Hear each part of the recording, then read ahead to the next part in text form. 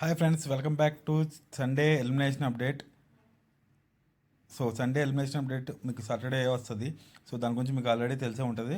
So మీరు నా channel subscribe చేసుకుంటే మీకు ఆల్రెడీ నేను నిన్నే చెప్పిన లాంగ్ వీడియో చేసి ఆ లాంగ్ వీడియోలో టీటీఎఫ్ విన్నర్ పవన్ కళ్యాణ్ పడాలా అని నేను చెప్పాం. సో అదే వీడియోలో లాస్ట్లో చెప్పిన మీరు ఖచ్చితంగా నా ఛానల్ సబ్స్క్రైబ్ చేసుకొని లైక్ చేసి పెట్టుకోండి. ఇది 100% పక్కా. రేపు కూడా ఛానల్కి వచ్చి మళ్ళీ చూసి వెళ్ళండి.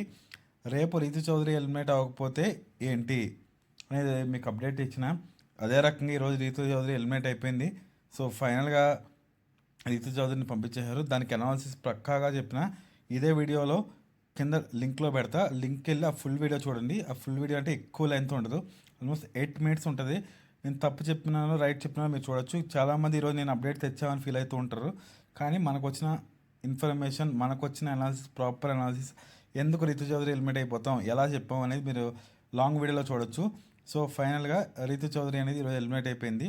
సో యాజ్ పర్ ఓటింగ్ తీసుకుంటే తనుజ టాప్ నెంబర్ 1 పొజిషన్లో ఉంది, బర్నీ టాప్ 2nd ఉన్నాడు, తర్వాత సంజన 3rd, తర్వాత 5th సుమన్ శెట్టి, డెమాన్ పవన్, రీతు చౌదరి లాస్ట్లో ఉంది. సో ఇది బిగ్ బాస్ కాల్ కాదు. సో ఫైనల్గా అందరిలో లిస్ట్లో ఉన్నారు. సో మిస్డ్ కాల్స్ ద్వారా సుమన్ శెట్టికి ఎక్కువ ఓటింగ్ పడింది, రూరల్లో ఎక్కువ ఓటింగ్ పడింది, టీవీ ఓటింగ్ ఎక్కువ పడింది. సో దాని ద్వారా సుమన్ శెట్టి సేవ్ అయిండు. సంజన కూడా మేబీ ఆ ట్రయాంగిల్ కాంటెండర్లో ఏదైనా తప్పుగా ఉండొచ్చు, కానీ ఇది రీతు చౌదరి వల్ల మిస్టేక్ వల్ల సంజన అది ఎలిమినేట్ అవ్వడానికి ఛాన్సెస్ లేవు. సో అది రీతు చౌదరి ఆ టాస్క్లో మిస్టేక్ చేసింది తప్ప సంజన మిస్టేక్ చేయలేదు. సంజన మిస్టేక్ చేసింది ఏంటంటే కొంచెం త్వరగా అనౌన్స్మెంట్ చేసేసింది. సో దాని ద్వారా సంజన కూడా ఆ అమ్మాయి సాటర్డే ఎపిసోడ్లో స్టాండింగ్ తీసుకుంది. అందరూ వెళ్ళి పంపించేస్తామన్న వాళ్ళ దయాదాక్షిణాలతో నేను ఉన్నానని చెప్పిన స్టాండింగ్ కూడా పబ్లిక్ పల్స్కి నచ్చింది. సో అన్నిటి ద్వారా రీతు చౌదరి ఊరికనే ఫేక్ ఏడిచింది.